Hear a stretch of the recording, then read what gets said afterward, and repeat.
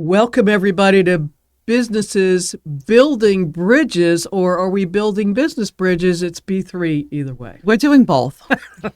Vice versa. I'm Diane Campbell. I'm the owner of Boney Booty's Beach Rentals, Flagler Electric Bike Rental, and Tree Trends that my husband and I have.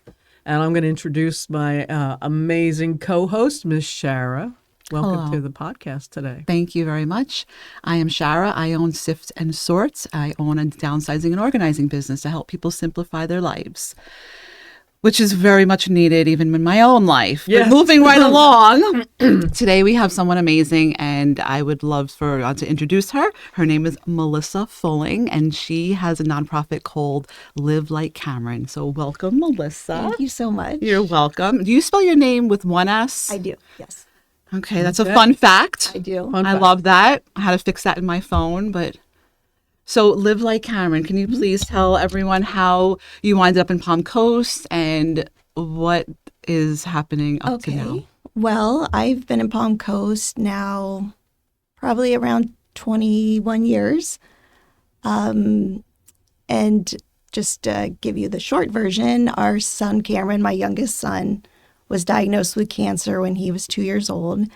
And he had a long journey battle with cancer for 7 years. And unfortunately, he passed away. So we started this nonprofit, Live Like Cameron, in his memory. And what year did that start? 2017. Okay. Yeah, that's the year he passed away. And we started it right away. What has happened since then? Since What guided you? Let's start like That from was the- my question. Yes. You Oh, I'm stole my sorry. You question. take it. You take it. okay, So I want to know, how does a parent, first of all, go from extreme grief to I want to do something to change this scenario in a Okay. positive way? so two things inspired me. One definitely was Cameron. He was just the happiest little boy and always wanted to help people, and so that was my biggest inspiration. And two was the community. They helped us the entire 7 years, whether financially, emotionally, just complete strangers would come out and help us and give us money. So that's what inspired me to give back to the other children in Flagler County. And in addition, there was no nonprofits for childhood cancer here in Flagler County.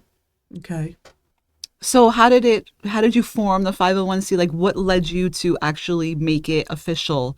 And then what was your mission? Okay, so Besides to help, obviously, children with cancer, Yes. but you have more of a specific Yes. kind of so angle. one of the things also that we wanted to do is Cameron spent a lot of time in the hospital, and during those long hospitalizations, he got obviously bored because there's a lot of downtime, and we wanted to do things to make it feel more like home. And one of the things also that he despised was the hospital sheets and the blankets. So we always had to bring him new blankets, decorate the room, and that part of Live Like Cameron just is like Cameron. So that's one of the things that we wanted to do right off the bat. Like when he passed away, I just knew I wanted to do that for other children. So to do that, I'm going to guess, and not guess, but based on what you said, you're bringing in comfy things to make a Yes. child feel more comfortable in a hospital environment. Yes, absolutely. More comfortable, and things to bring them some joy too, such as, for example, if we have a child that's maybe 4 years old and they're really into Paw Patrol, we will get them Paw Patrol bedding and decorate their whole room with Paw Patrol and get them games and pajamas. And I don't even know what that is. Is that a character? it's a cartoon. Yeah. Cartoon, yeah. I'm Yeah. into grandkids now. So, Well, it could be an example, Disney, Sure. Walt Disney or something like that. But okay. that's what we do. We kind of theme out their room, and also teenagers as well. So sometimes teenagers like, electronics. So we'll buy them an iPad or stuff like that. And as far as starting the 501c3, I had no clue what I was doing. So we just reached out to a lawyer who was very generous and got us started. And we just went from there, and I'm still learning as I go how to do this. There's a lot to a 501c3, right? There's a lot of Yes. record keeping and making sure that your I's are dotted and your T's are Yes. crossed and things Yes. like that. Yeah, that's exactly why I say I'm still learning as I go, and it's been almost 10 years, and I'm still learning new things that I don't know. Oh, it'll be 10 years next year. Yeah, October will be 9 years, so we still have another year. to go. Okay. Yeah. That's so exciting. Yeah. 10 years. Amazing. Yeah. And so when you do this, there's a term that you call this fundraiser that you have for the community. Do you want to talk about the Bags of Hope? Oh, for Easter. Yes. And also for other holidays, Okay. correct? Yes? Yes. So the decorating of the room, actually, we put them That's in a the bag. biggest and most the thing that has the most longevity for your profit. Nonprofit, Yes, but right? also closest to our heart is Right. helping the children. That's what I here meant. in Flagler Closest to County. your heart. Okay. Yeah, helping the kids here in Flagler County is the closest to our hearts. But the Bags of Hope, which is basically just all the stuff I just mentioned, put into a bag that we deliver to Wolfson's in Jacksonville, Arnold Palmer in Orlando, and Advent in Orlando. And the reason why we only deliver to those places is because there is no childhood cancer care here in Flagler or Volusia. Okay, so there's no care facility here in Flagler, but you're delivering to the places where those children go. Yes, yeah. Got it. Most of our children here are either treated at Wolfson's or Advent or Arnold Palmer. So how do you connect with those children to see, what their favorite cartoon is or what they need? So they get a questionnaire when they're a new patient. They get a questionnaire and they fill it out, and the child life representative at the hospital reaches out to me. Do you do Make-A-Wish, but not Make-A-Wish, since that's, I guess, is that patented by St. Yeah. Jude? Yeah, we're not involved in that, but Right. we try to do whatever the kids want. If they don't want their room decorated and they want a PS5, we'll give them that instead. But we're not as big as Make-A-Wish. I wish we were, I know. but we're not that time. big. It And- may be. yes. Because, already in almost 9 years, it has gone from little bit to amazing It has. opportunities and Yeah. people supporting you. And you have some really well-known fundraisers that people know if you want to go Yes, into that as we're well. so lucky Yes. that people support us like that. So just going off of our Bags of Hope too, as Shara mentioned, we do them for every holiday as well. So the next holiday coming up is Easter. So we have Easter Bags of Hope, and we put Easter blankets, Easter sheets, and basically bring Easter morning to the kids that are in the hospital on Easter morning. Prior to a package from you arrives, it's a pretty sterile environment, obviously, Yes. because it's a hospital. And just walk us through what we will see in a room before you get there, and then the afterwards. Yeah, since you mentioned that, a lot of these kids are immune compromised, and we can't even go in and see them or anything. So the nurses will take the sheets and blankets that I bring in, they'll wash them for them. And but basically, the rooms when you walk in are just very plain. You would be surprised because it's children's hospitals, but just plain white walls, boring hospital room. That's why we try to make it a little more fun for them. And then when you come in, so you don't really do the actual decorating, or you do? No, Okay.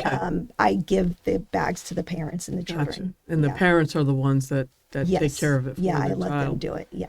That's an amazing concept for, a patient that is suffering with cancer. And I've been in the hospital for a length of time, and it's you Yeah. go bat crazy Exactly. if you don't have some stimulation. Exactly. And it's probably worse for kids because their attention span is less, and they're busy. They want to be busy. Yeah. Yeah. They Learning need and stuff to seeing do. and discovering.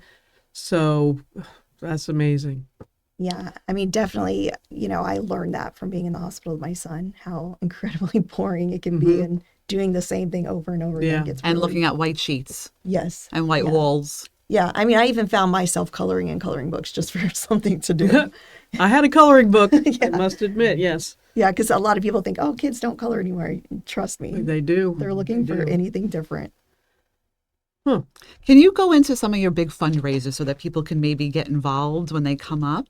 Yes, we actually have one coming up this weekend that I'm so excited about. It's not really my fundraiser, but Remax in Hammock Dunes is throwing their foundation is called Masks for Miracles, and they're doing a masquerade ball casino party. And what they're doing for us is they are actually purchasing and stuffing our Easter bags for us. So That's really phenomenal. Oh, that's exciting. amazing. Yeah. Yeah. yeah, and I mean a lot of work goes into stuffing those bags because make about 50 bags, and they are big bags, and they average around $300 to $500 a bag. So Wow. Oh, so there's a lot of goodies in there. yes, yeah, we make it extra special on the holidays. And you're focused on dietary restrictions, or you just keep it to other So- stimulation products? Well, I do put candy in there, but I separate it so the parents, if Can it's choose. a child, and I let them know there's candy in there hidden in the bag. If your child can't have it, you can take it out. Or if they're allergic to nuts and there's an Yes. M&M in there. Yeah, I do try to avoid nuts. Okay. I am aware of that, but I do let the parents know ahead of time just in case. And then the other big fundraiser, you have actually Oh, a yes. few, yes, just to get into the community so they can maybe prepare and attend some of these events. Yes. So one of our other big fundraisers that's coming up this year is actually on Cameron's birthday is our golf tournament, and it's going to be on April 18th. This is our first year having it at Halifax Plantation, so we're really excited about that. And we have a 5K every year in September. September is Childhood Cancer Awareness Month. That takes place at Town Center. Also, one of our biggest fundraisers in December is called Shave for the Brave. We have men that come and shave off their big long beards to raise money for Christmas, our Christmas bags, I hope. So get your beard growing on. Yes. Start now. Yes. Tell me, it has to be challenging in some seasons of growth. What is your biggest challenge in developing the nonprofit to be as successful as you want it to be? I mean, definitely the biggest challenge. One is I'm not good at asking for donations. And I know a lot of people are struggling right now. So that's one of the challenges. Obviously, we need money to help these families pay their bills and, stuff like that. So that's been my biggest challenge, but that's something I need to work on. How did you overcome that? I haven't yet. No, you haven't yet, but you're working. Luckily, towards I it. have good people that help us out. And we have a lot of local businesses here that are just, will help. I don't even have to ask.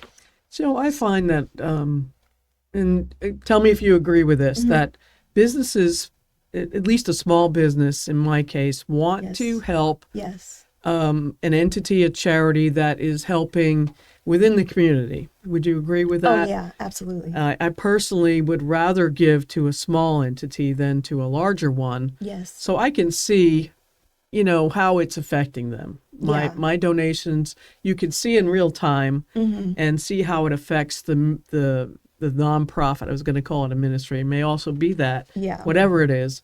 But would you agree that helping more of a micro nonprofit is more or equally important as supporting a bigger one? I 100% agree. I mean, helping your community, your children that are, here, and you can for example, one of our big sponsors is Victor's Tile Plus, and he's always asking me, do you have a newly diagnosed child that we can do anything for? And they will, whatever the kid wants, he'll step up and give them whatever they want. So, and then in turn, they will send a thank you card, or, he'll get to see, what his money's going towards. Do the families get to meet the donors, or is that protected? So, obviously, that's completely up to them how involved course, they yeah. want to be. I would never pressure them at all to be involved, but the majority of the families here come to our events and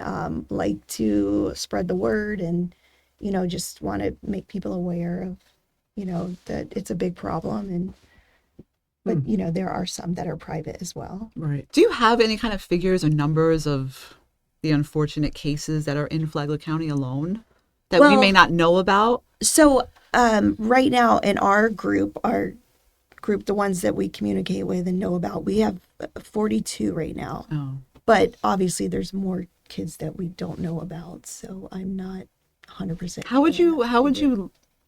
would they find out that there are resources like you? I mean, I don't know how they would even look for resources. Even it could be anything. A lot of it is either through the hospital or Okay. just word of mouth. Usually when a child gets diagnosed, because we have so many kids now, one will be in the hospital and they'll meet this child and find out they're from Flagler County, so they'll connect me to them.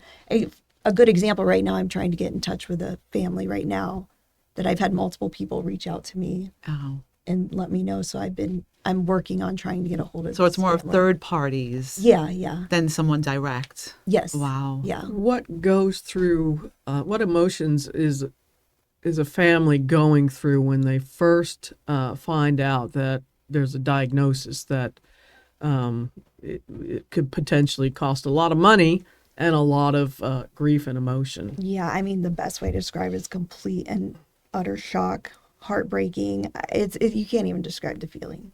Like, it's just, Consuming, yeah. all consuming. That's why sometimes it's hard to get in touch with the family in the beginning because they're just in complete shock and don't know what to do. And Their emotions are all over the place. Yeah. That they don't even know where to exactly. So is there a part of those emotions that, one, they don't know what they don't know? They don't know that there's a Exactly. ministry or Yeah. nonprofit out there Yes. that can help them. Mm-hmm. And two, is there maybe some feelings from the parents that they don't want to ask for help? That was us. I mean, it took my husband and I probably 3 years before we accepted help. So What it's was hard to going ask for through your help. mind when you were in that season of not going to ask for help? So we have good insurance. So there was that, and my husband had a job. I had a job.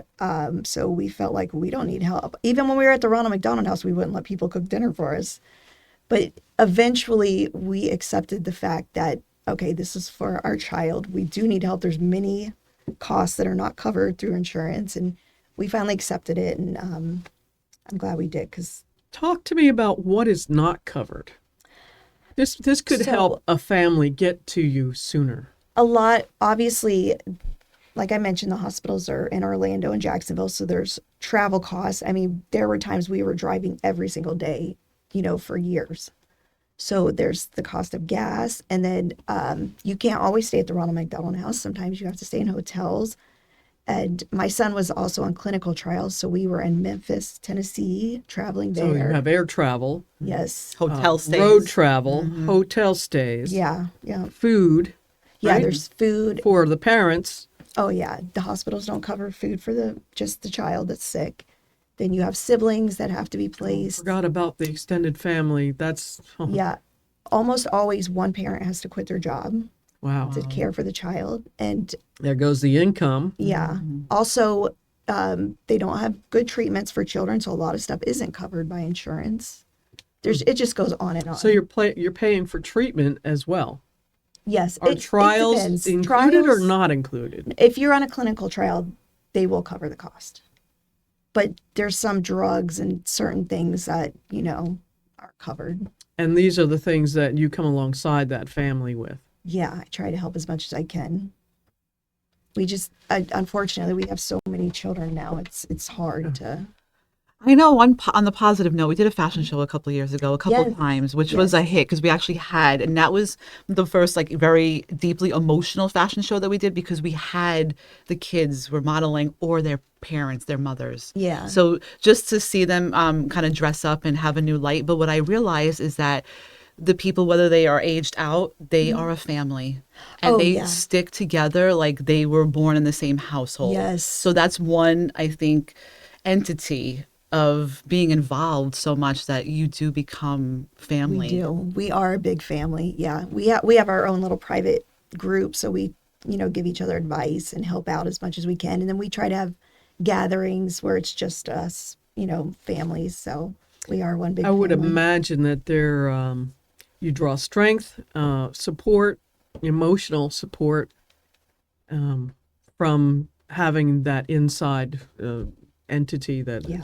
sharing We do. challenging things that are going on, and there's parents and families that have been through that. Yeah. And then, we keep the kids that are out of treatment in our group, and they're an inspiration to the children that are newly diagnosed, just starting on their journey. So, Are kids helping other children? yeah.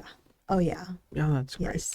And just to go back also, because I know that there was an instance where someone, I think, just turned 18 and they aged out of the accessibility of funding, but you also continue that in adults as I well. do So it's not continue, just yeah. children's cancer. Yes. My main reason for doing that is because just because they've aged out and they're not on treatment anymore doesn't mean that they have all these side effects from the treatments. Like I had mentioned earlier, is a lot of these treatments are not for children. So unfortunately, they have lifelong side effects. So, and they have 6-month MRIs. They still have all these medical bills. What about the mental health of a patient and family that is going through this? That's a big thing. It takes a toll. Oh, yeah. Yeah, it does. Yep. Talk to us a little bit about what you've experienced with that. Well, I know we have a couple of kids that have a hard time even being around, like seeing the children when they first get diagnosed, because it's triggering, And same with the parents. We have some parents that it's really hard for them, especially when one unfortunately passes away. It's hard for them to see that. So They're trying to accept the reality of what's Yeah. going on, and they're still resisting, right? yeah, I mean, I'm just guessing yeah, it's really how difficult. hard that would be. Mm-hmm. Yeah. What is your end goal? Like if you had billions of dollars, Oh my gosh. and what would you do with that money? If I had billions of dollars, I would love to just hand it to all these families and say, pay off your house, to have no worries except trying to get your child. But would you build something on your own? Like, I don't know, some kind of clubhouse. So I'm just Oh. wondering, like, what, if there was property and you had Oh, just that would endless be amount of amazing, money yeah. to like bring them Yes, some like- joy that are not in the hospital or That in would the be hospital. Yes, I don't know what that would be, but Okay. I would love that. But I mean, what is your future like ideas of if the bigger it gets? Do you have any I aspirations of what the future can hold? have just been, one of my goals has been, we've slowly started taking on a few Volusia County families, but they're mostly on the East Coast. So I would love to be able to take on all of Volusia as well. That's been one of my goals. Well, you have spread to Volusia, kind Yeah, of. we do little, have families in Volusia, just not all of Volusia. We can't take all of Volusia, but that's been one of my goals. But I do like your idea of having like a little Yes. place for them to go and, be together. And Even if they're not in the hospital and just Yeah, kind of, yeah. having a cool little, something fun. because we don't have that here. No, we don't really. No, we were supposed to get a YMCA and I don't know what happened to that. Yeah. I don't know. I don't know. This Do is, do your families, when your child is in the hospital, and I'm going to go off here on a little charity that we supported a Okay. couple years ago. Mhm. They're bringing animals in for support. Oh, yeah. Are they allowed to, cancer patients Hmm. Yeah. experience, a support dog or? Yes, as long as you're not on isolation. But Mm-hmm. my son loved that when the animals would come in and like sit with him on the bed and Or stuff. they get on the bed? Yeah. Yep. That would be my thing. I would Yeah. want a dog there. absolutely. Yeah. I'm Oh, wondering my if son you could loved that. extend that, and get service dogs, maybe add that in. Well, I do know that the hospitals already have that. Okay. All three of them have that. So Is anybody getting treatment at home? Or do they all go to the hospital for treatment? I mean, you can do. Cameron was on chemotherapy for a while at home, but it wasn't. It was pills. Okay. So for the most part, it's in Okay. the hospital. I don't know of anybody getting home health care right now. Okay. Is it any type of cancer, or is it specifically what your son had that you're working with? Oh, any kind of childhood Any cancer. kind of Yeah, childhood yeah. cancer. Yep. What do our families need to know? How do they get in touch with you and reach you? And or third party, if they know of a family that's struggling with this, how do they reach to you? We have a website, livelikecameron.org. You could reach me there. And also our Facebook page is called Team Cameron. So we're on there. Team a lot as Cameron. well. Yes. Yep. Cool. And any kind of sponsors or donations, you're open. Oh, Businesses, yes, if absolutely. businesses want to contact you, it's the same Yes. same place to get a hold Yes. of you. Yeah. And we're 100%, nobody takes a paycheck. We're all volunteer. So all the money, I mean, the majority of it, we do have some costs, but Of course, we all have Yeah. costs in business. Yeah. but most of it goes directly to the families. What do you want our listening audience to know most? What's that burning thing in your heart that you want people to know? Just that these kids really just want your support. It does not have to be financially, just, just want to be seen and let people know that this exists and it's a reality. I'm just going to make a suggestion because Okay. I think it was, well, not to you, we've already done it, but just to the community. Okay. If there's any seamstresses, crocheters, we had somebody Hobbyists.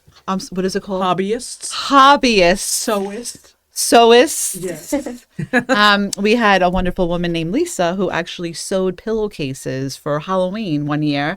Yes. I think she did like 20 or 30 of them. I'm not sure if there was blankets. I think she just did pillowcases, Pillowcases, and yes. they were very high quality cotton and all printed. So if anybody wants to make pillowcases or donate fabric, please Well, actually, contact. since you mentioned that, Oh.